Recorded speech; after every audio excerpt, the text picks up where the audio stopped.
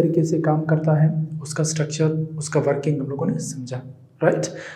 और हमने उसमें ये भी देखा कि प्रेशर के पड़ने से रेजिस्टेंस कम हो जाती है सॉरी, और रेजिस्टेंस के कम होने से करंट पास होता है। उस करंट को मेंटेन करने के लिए हमने छोटा सा सेल लगाया था और स्ट्रक्चर में और ट्रांसफार्मर लगाया था, ठीक है, और आउटपुट सिग्नल हमें फिर वोल्टेज शक्ल में मिलता था।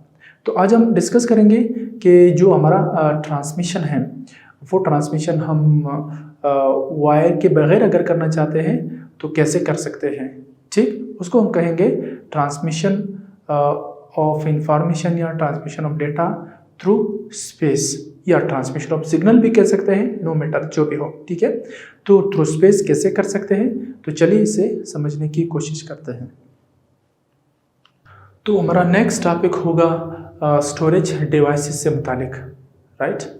यानी हम डेटा को अगर स्टोर करना चाहते हैं तो किस तरीके से स्टोर करते हैं, किस किस्म की डिवाइसेस में स्टोर कर सकते हैं।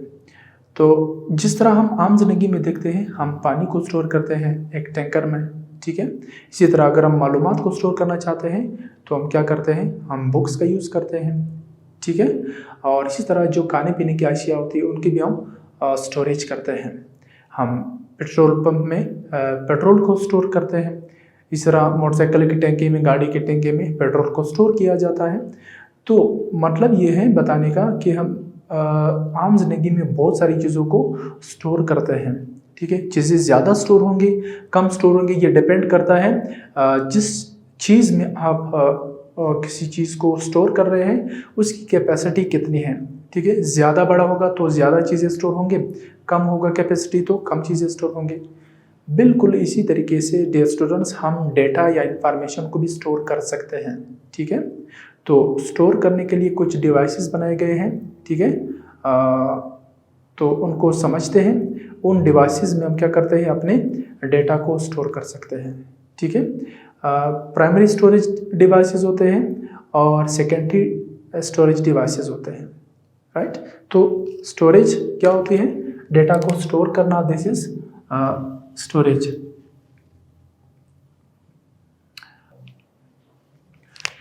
स्टोरेज डिवाइसेस, स्टोरेज डिवाइसेस में क्या होता है डियर स्टूडेंट्स, हम डेटा को स्टोर करते हैं, ठीक है। अब डेटा को प्राइमरीली भी स्टोर किया जाता है और सेकेंडरीली भी स्टोर किया जाता है, ठीक है। कैसे होता है, उसके लिए प्राइमरी डिवाइसेस और सेकेंडरी डिवाइसेस बनाए गए हैं। तो प्राइमरी स्टोरेज डिवाइसेस और secondary storage devices.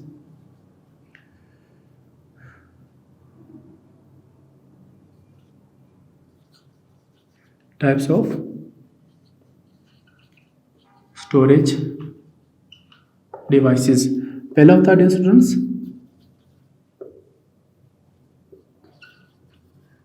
Primary storage device, दूसरा होता है सेकेंडरी स्टोरेज डिवाइसेस, ठीक है।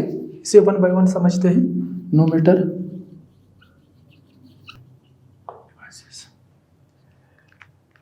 प्राइमरी स्टोरेज डिवाइसेस में क्या होता है, डेटा फर्स्ट टाइम स्टोर किया जाता है, ठीक है। या आप यूँ समझे कि जो प्राइमरी स्टोरेज डिवाइसेस हैं उनके साथ जो कंप्यूटर का सीपीयू होता है, सेंट्रल प्रोसेसिंग यूनिट, वो डायरेक्टली कनेक्ट होता है, ठीक है। सेकेंडरी डिवाइसेस में ऐसा नहीं होता है। सेकेंडरी डिवाइसेस में जब हम डेटा को रखते हैं, जब उसको कंप्यूटर में ओपन करते हैं तो फिर वो डेटा जो है सेकेंडरी डिवाइसेस से प्राइमरी डिवाइसेस में चले जाते हैं। प्राइमरी में जब वो डेटा आ जाता है फिर प्राइमरी डिवाइसेस कनेक्ट होते हैं सीपीयू के साथ, ठीक है। ये फ़र्क होता है। तो प्राइमरी डिवाइसेस वो डिवाइसेस होते हैं जिनमें डेटा होता है और उनका डायरेक्ट कनेक्शन होता है सीपीयू के साथ।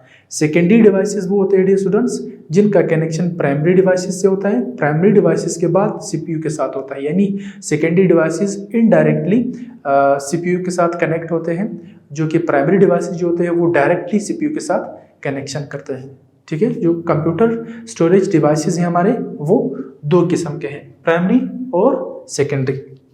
तो प्राइमरी का आप लिख सकते हैं कि जो प्राइमरी है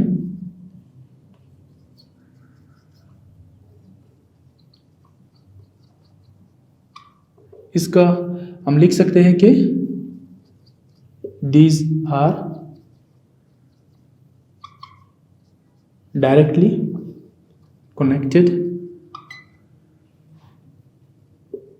with the CPU. CPU का मतलब होता है सेंट्रल प्रोसेसिंग यूनिट, राइट? ठीक है। और ये अक्सर लोग इसमें मिसकंसेप्शन का शिकार है। वो जो सिस्टम बॉक्स होता है, ठीक है, वो हमारा सीपीयू नहीं होता है, उसको सिस्टम बॉक्स कहा जाता है। ठीक है, एक बड़ा सा ऐसे खड़ा हुआ डब्बा होता है, ठीक है, उस डब्बे में, उस बॉक्स में सीपीयू पाई जाती है। तो उस बॉक्स में मुख्तलिफ सामान रखे जाते हैं, जिस तरह हार्ड डिस्क हो गया है, मदरबोर्ड है, मदरबोर्ड के ऊपर मुख्तलिफ डिवाइसेस लगाए जाते हैं। ठीक है, उस मदरबोर्ड में एक छोटा सा इंटीग्रेटेड सर्किट होता है, उसको सीपीयू का नाम दिया जाता है, जो कि कंप्यूटर का दिमाग कहलाता है। ठीक है, डेटा जहाँ से भी आ जाए पहले वो उसको प्रोसेस करता है। ठीक है, सबसे ज़्यादा काम हमारे कंप्यूटर में वो सीपीयू करता है। तो एक इंटीग्रेटेड इलेक्ट्रॉनिक सर्किट होता है जो डेटा को प्रोसेस करता है, पढ़ता है, रीड करता है, राइट?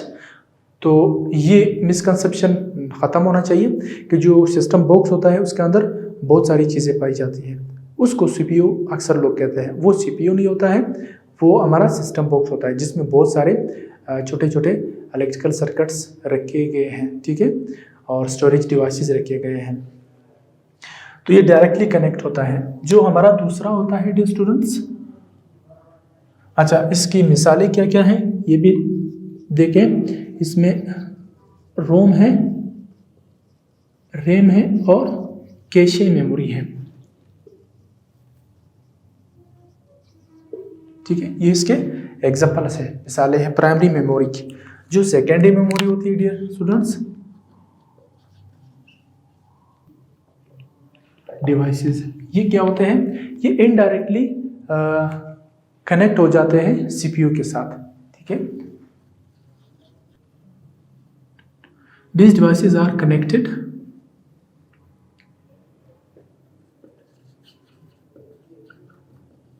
indirectly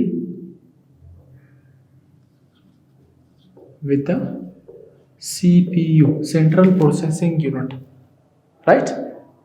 यानी जब हम यूएसबी डालते हैं कंप्यूटर में, तो उसमें क्या होता है डियर स्टूडेंट्स, हमारा डेटा जो है वो डायरेक्ट सीपीयू में जाके नहीं पहुंचता, बल्कि हमारा जो यूएसबी है वो सेकेंडरी स्टोरेज डिवाइस है, उससे डेटा चला जाता है रैम में। रैम फिर उसको कनेक्ट करता है सीपीयू के साथ। ठीक, रैम से फिर डेटा जो है वो चला जाता है सीपीयू में। तो ये इनडायरेक्टली जो है ये डिवाइसेस कनेक्ट हो जाते हैं सीपीयू के साथ। ठीक है, इस तरह पुराने ज़माने में फ्लॉपी डिस्क का इस्तेमाल किया जाता था। इसमें बहुत कम मिकदार में डाटा को स्टोर किया जाता था। 1.22 या 1.25 MB का उसकी स्टोरेज कैपेसिटी थी। ठीक है, तो वो भी इनडायरेक्टली कनेक्ट होता था, वो भी हमारा सेकेंडरी डिवाइस है। इसी तरह हमारा कॉम्पैक्ट डिस्क है, CD, DVD वगैरह, ये सारे हमारे सेकेंडरी स्टोरेज डिवाइसेस हैं। यानी जब हम लोग किसी CD को कंप्यूटर के ड्राइव में डालते हैं, CD ड्राइव में डालते हैं, तो फिर वो उसमें जितनी भी इंफॉर्मेशन होती है स्टूडेंट्स, वो जाकर रैम में खुलता है। ठीक है, रैम फिर उसको ले जाता है, कनेक्ट करता है सीपीयू के साथ। तो जो हमारे सेकेंडरी डिवाइसेस होते हैं, स्टोरेज डिवाइसेस, वो इनडायरेक्टली कनेक्ट हो जाते हैं सीपीयू के साथ। ऐसे डिवाइसेस जो है हमारे सेकेंडरी स्टोरेज डिवाइसेस कहलाते हैं, और उनमें डेटा जो है वो परमानेंटली स्टोर होता है। ठीक है, इसकी मिसालें ले सकते हैं। हमारा पेन ड्राइव है, ठीक, या यूएसबी का हो, CD है, DVD है।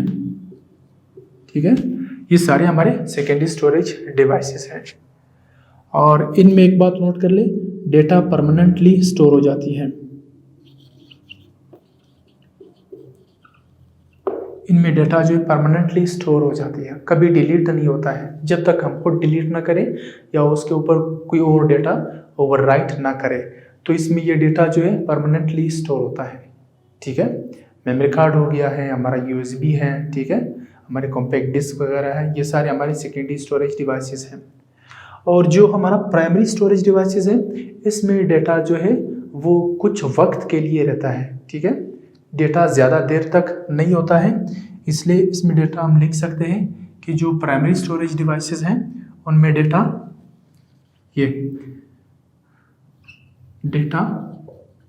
स्टोर्स